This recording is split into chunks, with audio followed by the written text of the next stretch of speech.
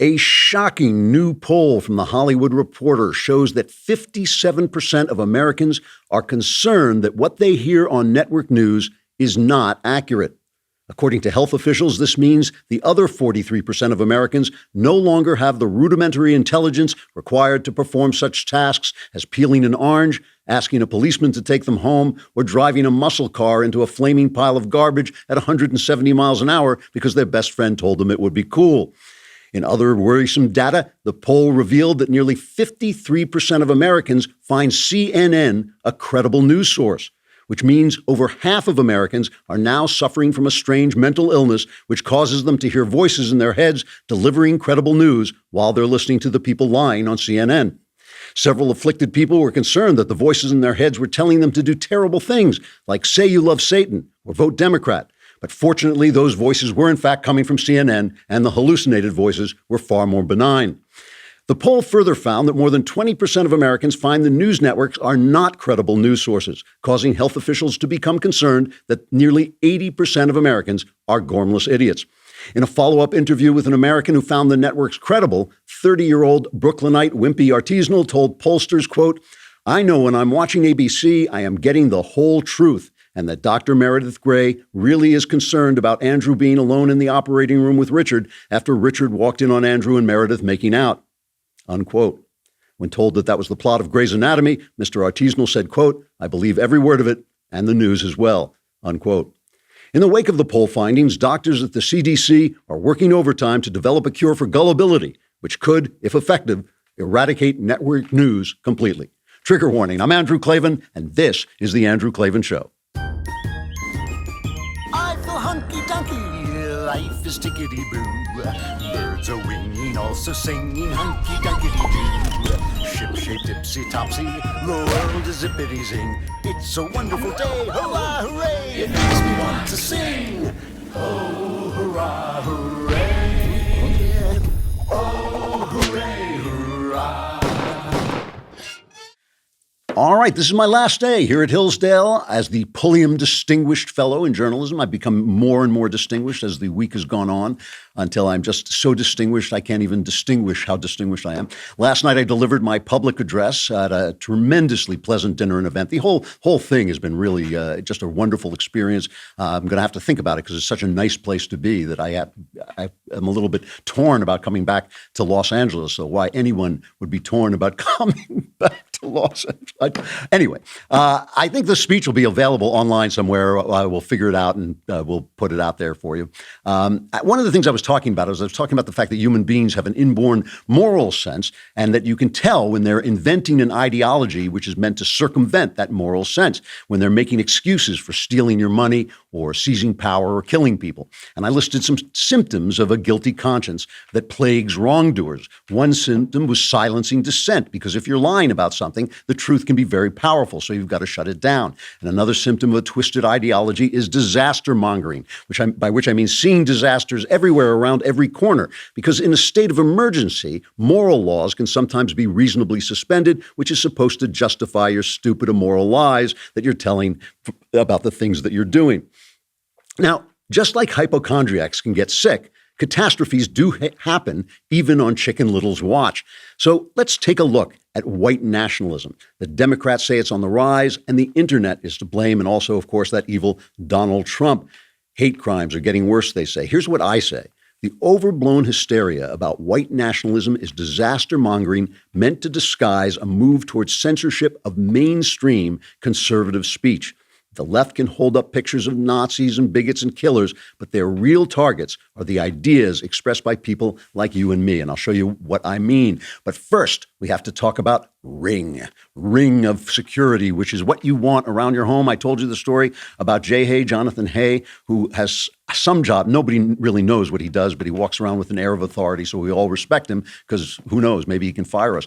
But I told you about how somebody came to his house 2:30 in the morning. Luckily, he had a Ring doorbell, which let him talk to the guy and see the guy and the girl who was out there as they tried to talk their way into his house. The minute they left the next day, he spent some money and he just surrounded his house with Ring devices because Ring is dedicated to making neighborhoods safer. You know about their smart video doorbells. They also have the floodlight cam, which will set off automatic floodlights when anybody walks onto your property. Ring helps you stay connected to your home anywhere in the world. You can talk to anybody who comes to the door right there on your phone. And as a listener, you have a special offer on a Ring starter kit available right now. With a video doorbell and motion-activated floodlight cam, the starter kit has everything you need to start building a ring of security around your home. Just go to ring.com/Klavan. That's ring.com/Klavan. Anyone comes to your home, just press the talk button and say, how do you spell Klavan? If they don't know, now let them in. They're probably all right. But if they do know, it's Klavan.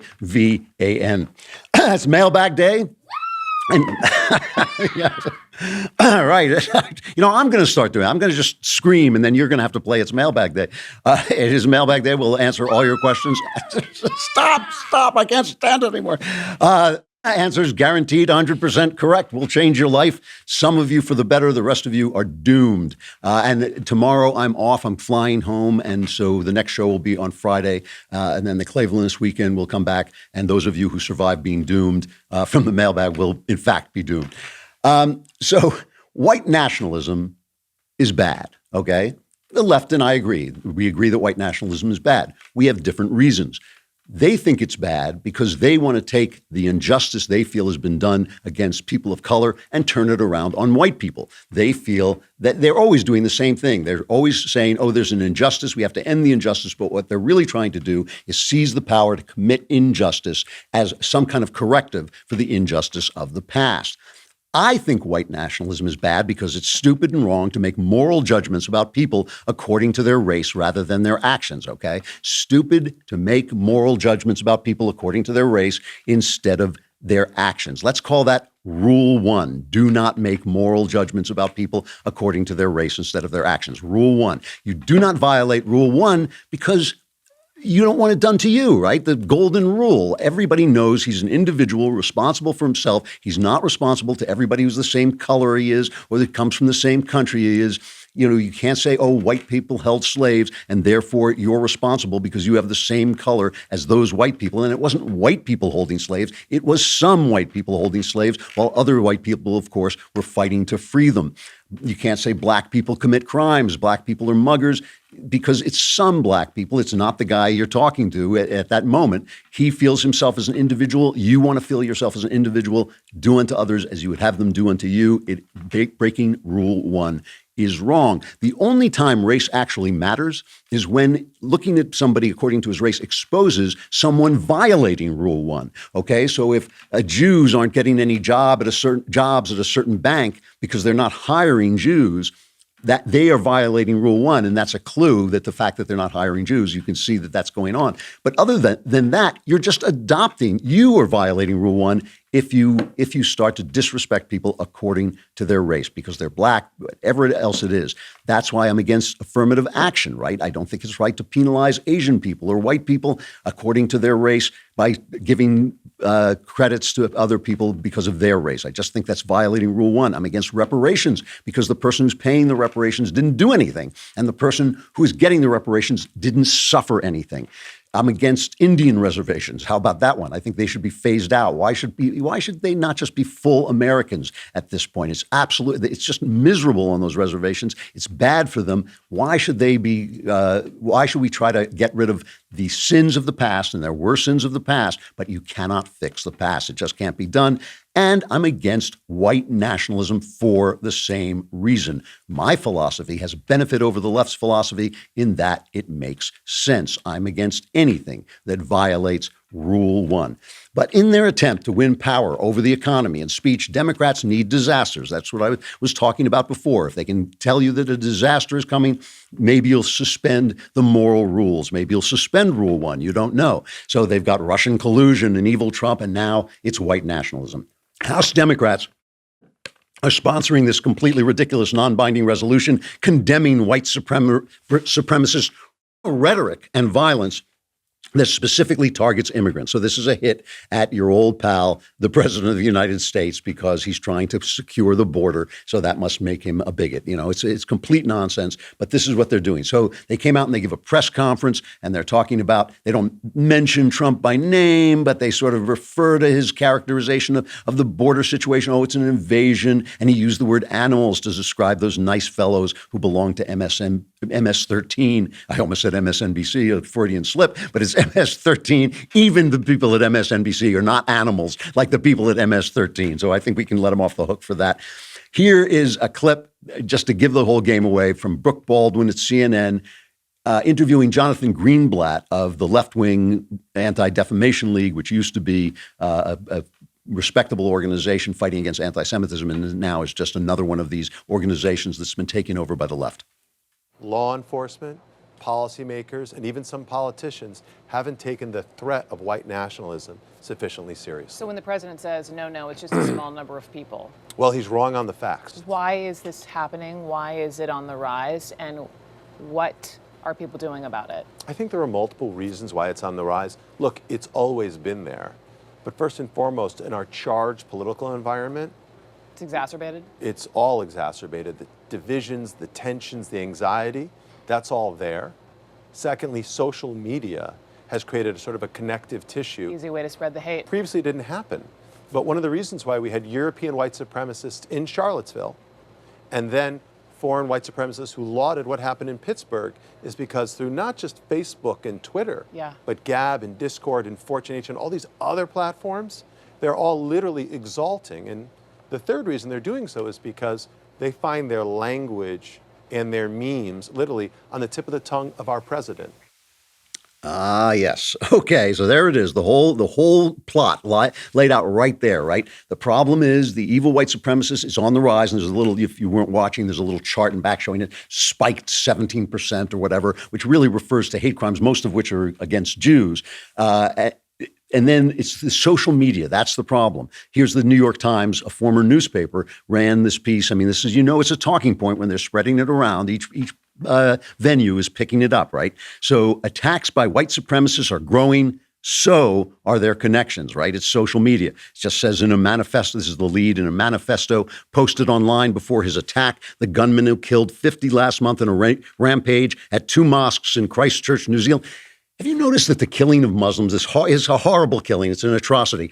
But you have noticed that this has gotten more press in the New York Times than a Muslim killing 50 people would ever get. I mean, immediately they'd be putting out stories about how we have to protect Muslims from the backlash, but a guy kills Muslims and we hear endlessly about his white supremacy. Anyway, he said this killer, this knucklehead who did the killing, said he drew inspiration from white extremist terrorism attacks in Norway, the United States, Italy, Sweden, and the United Kingdom. His references to those attacks placed him in an informal global network of white extremists whose violent attacks are occurring with greater frequency in the West. An analysis by the New York Times of recent terrorism attacks found that at least a third of white extremist killers since 2011 were inspired by others who perpetrated similar attacks.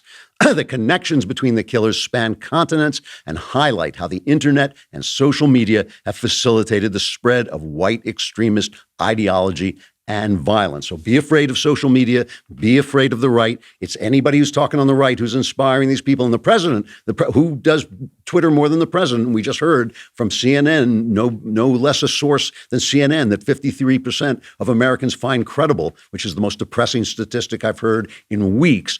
On CNN, they told us it's Donald Trump is the problem. Social media is the problem. What do you think the idea is? Obviously, this is a world in which Ben Shapiro can be called a member of the alt-right. Ben Shapiro, who has been attacked by the alt-right more than any other person, can be called a member of the alt-right. Candace Owens, whom we love. Candace Owens was called on Mediaite a sometime Hitler apologist, and we're going to get to that in just a minute. So they hold a hearing on white nationalism, right? And a funny thing happened. The Republicans trolled the Democrats, who obviously run the House and they run the committee. They trolled the Democrats by inviting Candace to speak, all right? So CNN runs a story about this, and the caption doesn't even mention what happened, okay? It does not mention what happened, is Representative Lou, from this is California, Ted Lieu from California, shows a video at hate crimes hearing of Candace Owens discussing Hitler as if she were the target of the investigation. Now, let's remember what Candace said about Hitler, because as we all know, whenever a right-winger mentions Hitler, we saw this happen to Ben at the March for Life, immediately there's an uproar, no matter what he said. What Ben said was he wouldn't kill baby Hitler because he's not Hitler yet. He would take baby Hitler away from his family. And I was so thrilled that there was a baby that Ben wouldn't kill that I thought that was a lovely thing to say. But in fact, they made a big fuss about it completely over nothing. What happened in this meeting was Candace was asked by a member of the audience about nationalism in Western politics.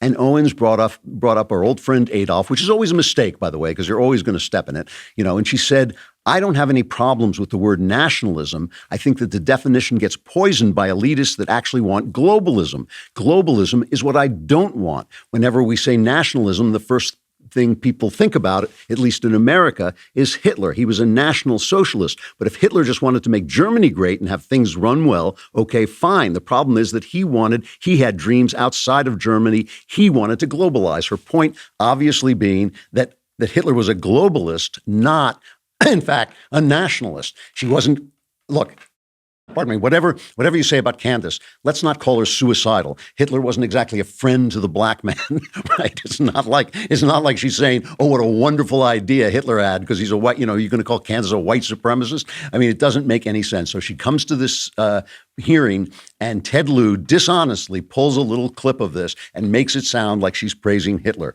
And Candace just ripped him apart. And watch Jerry Nadler try to shut her down. I mean, she's already given this speech about how the Democrats were the Klan. The Democrats are the people who have kept black people down all these years. And so they're after her. They're after blood. Listen to this exchange. I think it's pretty apparent that Mr. Lieu believes that black people are stupid and will not pursue the full clip in its entirety. He purposely presented an extracted clip. The witness will suspend for a moment. It is not proper to refer disparagingly or to a member of the committee. The witness will not do that again. Witness may continue. Sure, even though I was called despicable. Witness may not refer to a member of the committee as stupid. I didn't refer to him as stupid. That's not what I said. That's not what I said at all. You didn't listen to what I said. May I continue? Please. As I said, he is assuming that black people will not go pursue the full 2-hour clip. And he purposefully he cut off, and you didn't hear the question that was asked of me. He's trying to present as if I was launching a defense of Hitler in Germany, when in fact, the question that was asked of me was pertaining to whether or not I believed that whether or not I believed in nationalism.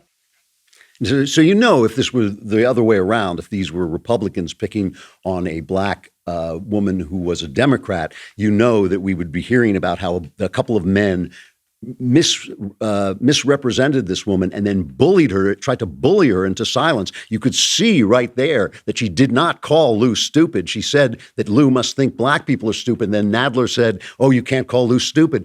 I mean, that is dishonest, and it's bullying, and it's an attempt to silence a black woman, but you'll never hear about that on the air. And here's what they were trying to silence. That clip that you just heard, that's been going around the internet. It's got like 1 million hits, but that's not what she was there to say. What she was there to say was this, and this is the truth. There isn't a single adult today that in good conscience would make the argument that America is a more racist or a more white nationalist society than it was when my grandfather was growing up. And yet we're hearing these terms sent around today because what they want to say is that brown people need to be scared, which seems to be the narrative that we hear every 4 years right ahead of a presidential election. Here are some things we never hear. 75% of the black boys in California don't meet state reading standards. In inner cities like Baltimore, within 5 high schools and 1 middle school, not a single student was found to be proficient in math or reading in 2016. The single motherhood rate in the black community, which was at 23% in the 1960s when my grandfather was coming up, is at a staggering 74% today. I am guessing there will be no committee hearings about that. There are more black babies aborted than born alive in cities like New York, and you have Democrat Governor Andrew Cuomo lighting up buildings to celebrate late-term abortions. I could go on and on. My point is that white nationalism does not do any of those things that I just brought up. Democrat policies did. Good for you, Candace. Great stuff. That is great stuff. All true. You know it was true because the Washington Post said she turned a serious inquiry into a farce.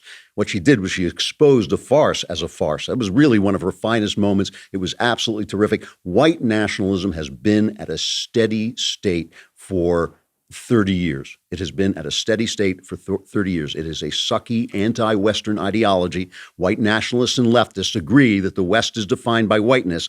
It's conservatives who know it is defined by its ideas about liberty, its ideas about the dignity of the individual, its ideas about a God who cares about us and forgives us. That's what Western civilization is defined by. Both white nationalists and leftists agree that it's defined by its whiteness. They both think the same things because they both violate Rule 1. That is what's happening. But here's a piece from the Wall Street Journal, excellent piece from Joe Craven McGinty. Are far-right extremist crimes rising? No. There has been a steady rate. She is quoting here from Michael Jensen, a senior researcher at START, the National Consortium for the Study of Terrorism and Responses to Terrorism at the University of Maryland. He says there's been a steady rate of far-right extreme crime since at least 1970. So pardon me, I misspoke. That's 50 years when we started collecting data. What has changed is the emphasis on reporting far-right extremism. It produces the perception that there is a new increase. It's not true. Seth Barron, writing in City Journal, talks about the fact that almost all of the world's extremist violence is concentrated in a handful of regions where very few white people live. It's almost all Islamist violence, almost all of it. Almost all of it is Islamist violence. That's the threat to the world. However, as Seth Barron continues in City Journal, in areas where whites do live, America, Canada, Europe, and Australia, New Zealand, white nationalists indeed perpetrate a significant proportion of the relatively uncommon acts of extremist violence. Remember Obama talking about how we shouldn't worry about Islamist violence because you had a bigger chance of slipping and hurting yourself in the bathtub? Remember when Obama said that? And Steven Pinker says that in his book Enlightenment Now. He says, oh, they're just trying to make you afraid, but the numbers don't rate it. You have a better chance of being hit by whatever, lightning, than being killed by a terrorist. But you know, in a country that is majority white, there are going to be a lot of white people who are terrorists. But the thing is, the New York Times and these other people, they have a very, very strange way of counting what is a white nationalist crime or even an extremist crime. They list the ADL, the guy before the Anti-Defamation League. They list things like a Klan member who was killed by his wife, who was also a Klan member, and they call that an extremist crime. I mean, these are very much statistics that are being messed with. And what is the point? The point is social media is dangerous. Right-wingers are dangerous. If Andrew Klavan or Michael Knowles or Ben Shapiro goes on Twitter and starts saying, gee, you know, the individual freedom should be protected, he can be shut down for anything because he's inspiring some clown somewhere with a rifle who's going to kill innocent Muslim people. That is the narrative they're building. It's untrue. They are lying. The incident of white nationalism isn't going up. It's a disgusting idea. It's a stupid anti-Western, anti-Christian idea. It is a steady state. It is a danger. There's no question about it, but it is a very tiny danger, just like Obama said about Islamism, which is a much larger danger around the world. They are talking about this because they want the right to shut right-wingers down on social media. That's all it is. It's crisis mongering, which is a sign of guilt, and trying to stifle dissent, which is a sign of, guess what? Guilt. They are guilty because they're wrong, and they know they're wrong. Another crisis, by the way, just on another subject, really, is this Mueller report. You know, the Attorney General Barr is in front of Congress, and he's testifying. He went there to testify about the Department of Justice's budget. And, of course, they blindsided him with a bunch of questions about the Mueller report. And the crisis and all this stuff. What's really interesting about this is the rules that are hampering Mueller from releasing the report, which he says he will do within a week. He says he will do it within a week, but the rules that are keeping him from doing it are rules that were put in place when the Democrats became hysterical because the Starr report about Bill Clinton abusing women and lying about it, the Starr report came out and it was released to the public, and they were upset about that, so they put rules in place to prevent that from happening so quickly, Barr is following those rules. And the leftist media is saying, well, the Starr report was released. Yes. And after the Starr report was released, they made new rules that are hampering Barr.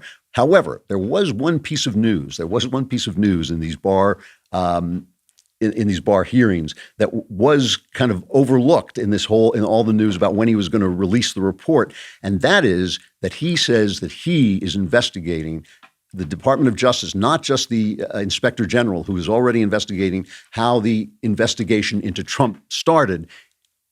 Barr says the Department of Justice, is going to investigate it too. And when he was asked why this morning in today's hearings, this is what he said. This is cut 13. One of the things I want to do is pull together all the information from the various investigations that have gone on, including on the Hill and in the department, and see if there are any remaining questions to be addressed. And can you share with us why you feel a need to do that? Well, for the same reason we're worried about foreign influence in elections. We want to make sure that during an election, I think spying on a political campaign is a big deal. It's a big deal. Generation I grew up in, which was the Vietnam War period, people were all concerned about spying on anti-war people and so forth by the government. And there were a lot of rules put in place to make sure that there's an adequate basis before our law enforcement agencies get involved in political surveillance. I'm not suggesting that those rules were violated, but I think it's important to look at that. And I'm not talking about the FBI necessarily, but intelligence agencies more broadly. So Barr may investigate how this Russian hoax got started. If the Democrats are looking for a catastrophe, that could be it. That could be it for them. All right, we got the mailbag coming up. I got to say goodbye to.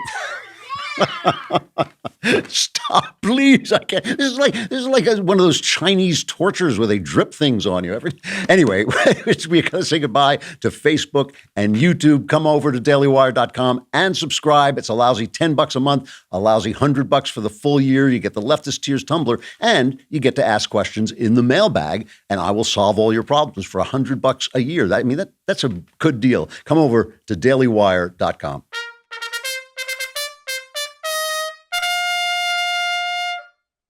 All right. A mailbag. Now, that's when you're supposed to have the screen for the mail. All right. From Braden. Hi. Are there any areas in which the private sector is outdone by the public sector? In other words, in which the government can do things better than a private business? No. There are no areas where the government can do it better, but there are areas where it has to be done by the government. I mean, take the military. The military, if you want to buy a screw in the military, you get screwed. You get, a screw costs you $100 million, right? The military is incredibly inefficient, incredibly bureaucratic, doesn't have to be that way. If it was run by the private sector, it would operate better. I mean, it would still be our great military, but we would operate better with costs would be kept down because there'd be competition and bureaucratic red tape would be cut. However, you cannot have individuals running an army in a free country. That's not the way it should be. You can get together in an emergency, you can get together a militia, but the main army, that is one of the reasons, that's one of the reasons you have the right to bear arms. That is mainly the reason you have the right to bear arms. It's because when the Constitution was written and they said the federal government is going to run the army, the states said, well, how will we protect ourselves from the federal army? And the answer was, citizens will have the right to bear arms. So in an emergency, you can put together a well-ordered militia. That was the argument. But you can't, even so, it would have to be the state government doing it because you can't have governments run by individual guys. You can't have me, Klavan's army coming by and saying, you're not obeying Klavan's rules. Although actually, that would actually be an improvement, I guess. So yeah, you could have that. But for other people, you can't have that. All right, from Jake. But no, the private sector could do it better. From Jake, Andrew, I'm looking for advice on how to behave in my current situation. My girlfriend and I have been dating for about 2.5 years. We met and got together our first semester of law school. We've discussed marriage. We both agree we'd like to get married. However, I've yet to propose. The traditionalist in me wants to propose now because I'm excited to start this new chapter. And I think it's wrong to date a girl for years However, the other traditionalist side of me knows that we have yet to graduate law school, pass the bar, and I have no employment secured yet. I know having these ducks in a row are important to her and her family. They're also important to me, and in particular, the lack of employment in many ways makes me feel like a little boy unworthy of making her a wife, not the man I want to be. Any thoughts on balancing these two urges, and what is the best way to approach the situation? Yeah, I mean, first of all, you're mischaracterizing this. This is not your traditional one traditional urge against another. This is one traditional urge against fear. Ask the girl to marry you. Ask the girl to marry you and then go and get a job so you can support her if she has a kid and if that's what she wants. You want to know how you're acting like a little boy. You're not acting like a little boy because you don't have a job. You're still in school. You're going to graduate. Hopefully you'll get a job soon after that. You're acting like a little boy because you're not asking the girl to marry you. I mean, it's just pure rationalization and fear. You asked. I gave you the answer. I don't mean to be that hard on you, but that's the real answer. From Corey, dear Mr. Klavan, I'm addicted to the devil's cocaine, anger. I don't want to be, though. I want to be like you. I look up to you like a father or like the father I want to be. The anger that I've carried with me for so long is tearing my life apart, and I don't know what to do. Sometimes I wonder if my family is better off without me, and that thought keeps me up at night. How can I turn this around so I can do better for my son? How can I be more like you?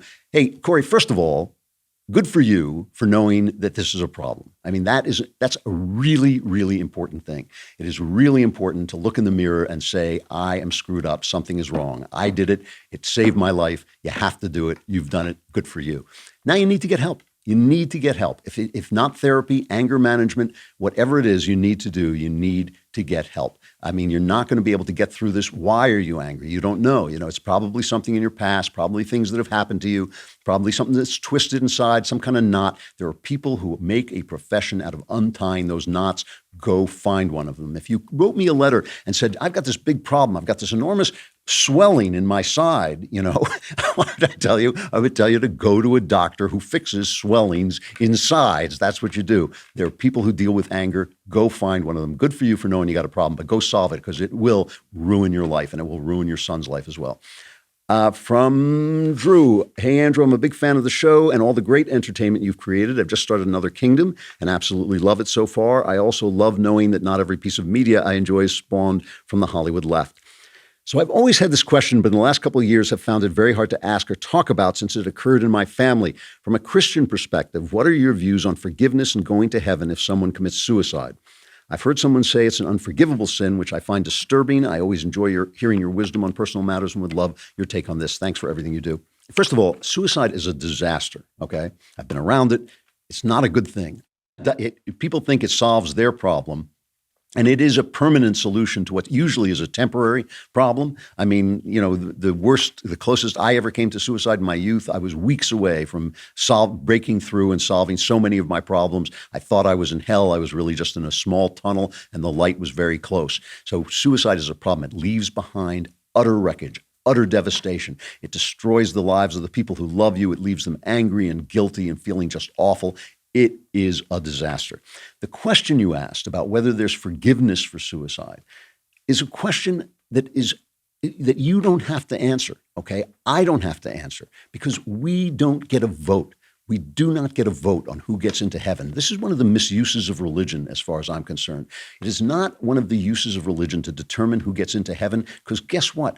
One guy gets the vote. He gets all the votes, and he's taking care of it. It's in his hands. You don't have to worry about that. What you have to worry about is doing the things that show that you believe in that guy. There's things that like treating your neighbor, loving your neighbor like yourself, loving God himself, showing the kind of forgiveness that has been shown to you for who you are.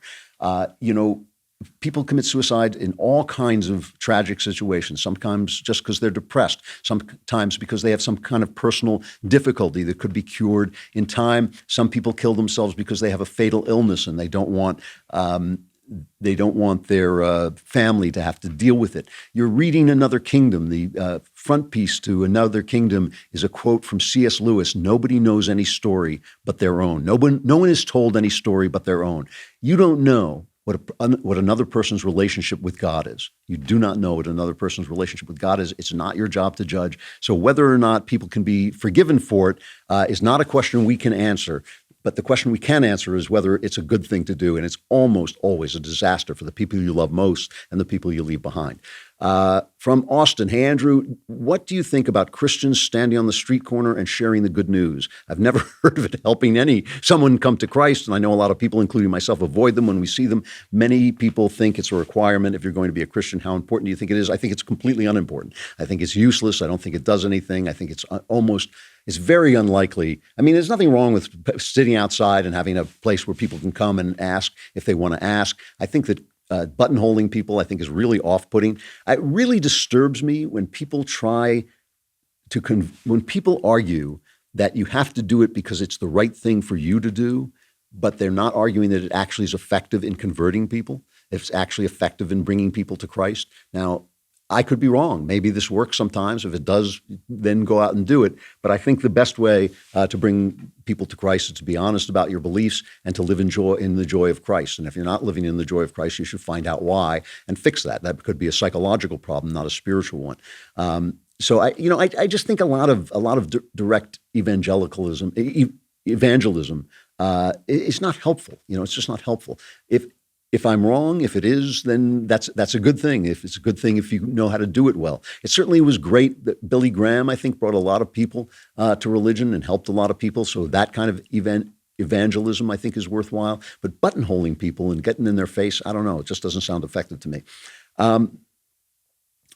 From Nathan, my wife and I of almost 2 years just had our first child. We are both Christians and had no issue morally at the time using birth control, and we were actually on birth control when she got pregnant. Even though we were wanting to wait to have children, we both agree this is one of the best things that has ever happened to us.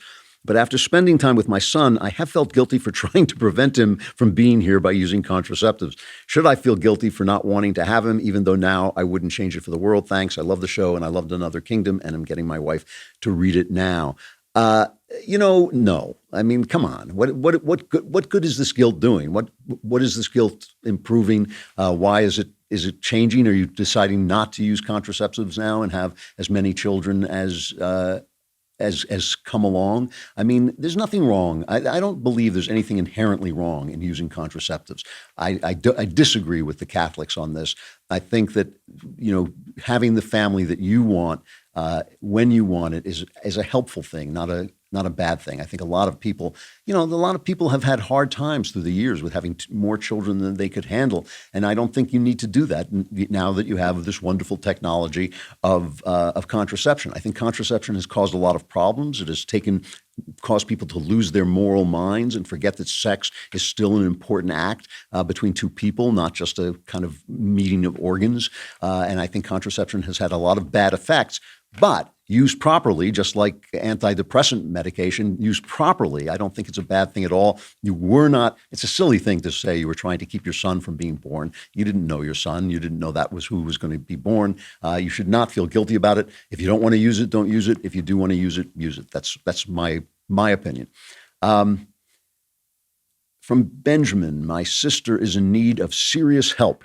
Ever since she was in an emotionally and sometimes physically abusive relationship, she hasn't been the same. Her mental health is very low, and sometimes she talks about killing herself. All my life, I've seen her struggle with medical issues and her weight, and I've never known her to take responsibility for things that she can fix on her own. I tell my mom she needs a therapist, but she tells me no, she needs Jesus. Though I do agree that God can help, I'm not sure she has faith. I know one day my sister will have to make a turnaround, but she is already almost 30 years old. I love her and want her to fix herself, but she just won't, and I don't know how to help. Thank you to you and the Daily Wire.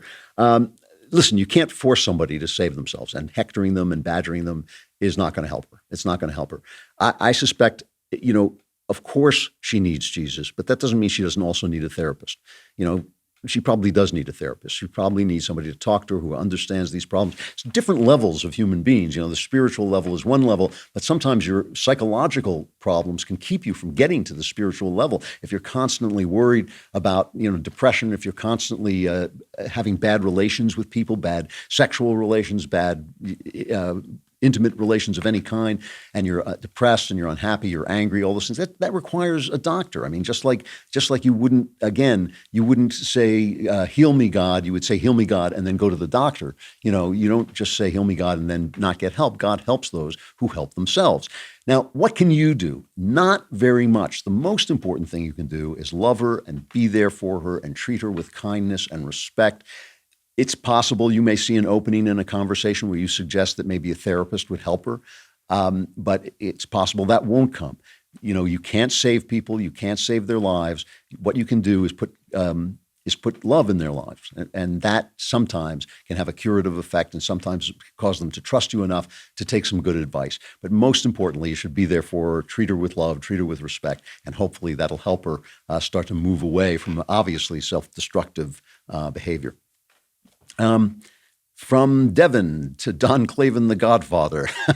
It looks like since Trump was elected, Republicans have abandoned their position on fiscal responsibility. The deficit has gone up drastically under President Trump, and no one seems to care. Should we be calling out our own side on this? What should be done about it? Keep up the good work. This has been a problem on both sides. I mean, nobody pays attention to this, and it's not with Trump. I mean, it was George W. Bush too. He almost doubled, I think, the deficit, and it is a serious problem. Probably.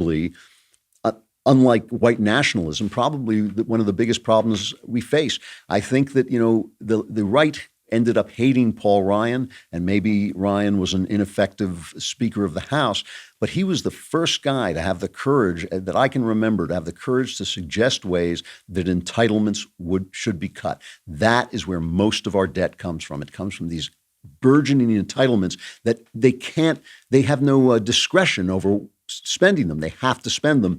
They should be pushed up. They should kick in. I mean, look, I would create a whole different system, but I don't think that's politically feasible. I don't think that's going to happen. We can talk about it, but I don't think it's going to happen. But I think that you can push up Social Security to make it more realistic. It was put in place to kick in at 65 when people died at 63.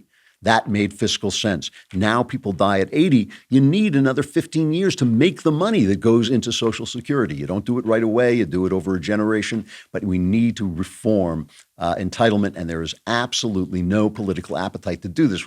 That's a phrase people use, no political appetite. That means people are too scared to do it. They're afraid they'll lose their jobs. And that's what we should do. We should do it under Trump. We should have done it under Obama. We should have done it under Bush. Nobody has the wherewithal, the guts to do it. From Dalton, Dear Andrew Klavan, I've been watching your show religiously for almost 2 years, and you have truly changed my life. I was hoping you could clear up your position on men and women as friends. You said something along the lines, I can't understand the sentence, but I'll move on. I was hoping you could elaborate on what you feel about this a little more. P.S. I let my literature professor read your book, The Great Good Thing, and he loved it so much that he wants to use it for one of his classes. Nice, thank you. Men and women as friends. Look, I have had female friends. You can have female friends. My only point about having female friends is that you should be aware that that it's a minefield. There are dangers. Just because a female is your friend doesn't mean you don't still want to sleep with her. Doesn't mean in a moment of weakness you won't sleep with her. Whatever your obligations are, you don't want to violate that relationship that way. You should just be aware of it. I mean, the problem with sexual relations in America is that we don't talk about them honestly. We don't talk about the fact that, you're sitting there with your friend, and in a moment, if you have a couple of drinks together, in a moment of tenderness, things may get out of hand in a way they just wouldn't if you're sitting with your guy friend. That just wouldn't happen. So it's dangerous. I mean, that's the thing. Be aware. People can exercise goodwill and restraint and have these things happen, but you have to be aware that this is something that's happening. And if you're married and your wife gets jealous, go with your wife. I mean, serve your wife first before you serve your friend. So I hope that clears that up. I mean, it's just a kind of messy little fact of life. Dear from William Andrew Crankvan, I love it. You've said that you believe opinions on abortion will shift with advancements in technology. Do you still hold this position, given that liberals are viewing late-term abortions more favorably? Yeah, I believe that. Look, I think that sexual mores are changing as we speak. I think that the left What the left always does is they come up with these stupid ideas. They destroy people's lives. Right-wingers say, you're wrong, you're wrong, you're wrong. And then leftists change their minds and blame right-wingers. That's the way it works, okay? So what's happening now is they have the Me Too movement. The Me Too movement makes a lot of sense in a lot of ways. Women shouldn't be abused, but women also need to take care of themselves. Men should have a conscious care for women. Women need taking care of.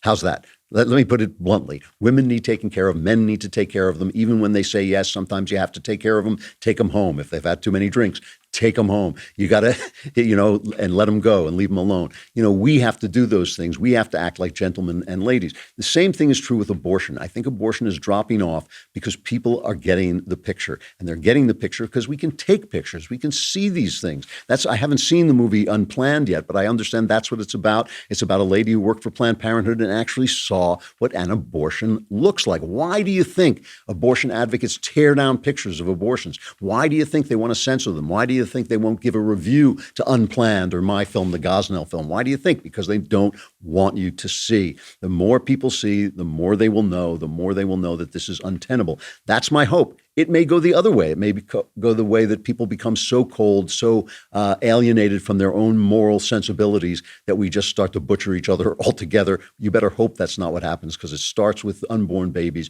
and goes to babies and goes to children, and that will happen. But no, I think that people will wake up and they will see what's going on. The left.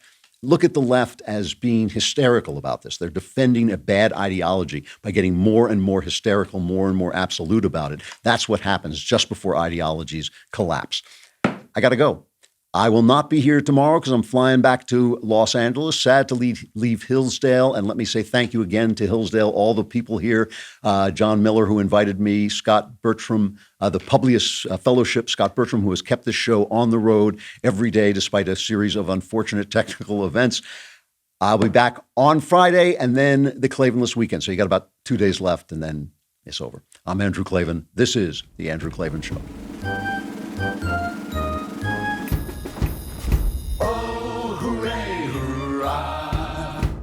The Andrew Klavan Show is produced by Robert Sterling. Executive producer, Jeremy Boring. Senior producer, Jonathan Hay. Our supervising producer is Mathis Glover. And our technical producer is Austin Stevens. Edited by Adam Sayevitz. Audio is mixed by Mike Cormina. Hair and makeup is by Jesua Alvera. And our animations are by Cynthia Angulo. Production assistant, Nick Sheehan. The Andrew Klavan Show is a Daily Wire production. Copyright Daily Wire 2019. Today on The Ben Shapiro Show, Bernie Sanders shares some unfortunate news with his followers, a Democratic congressperson gets owned by Candace Owens, and the Israeli election plays out. That's today on The Ben Shapiro Show.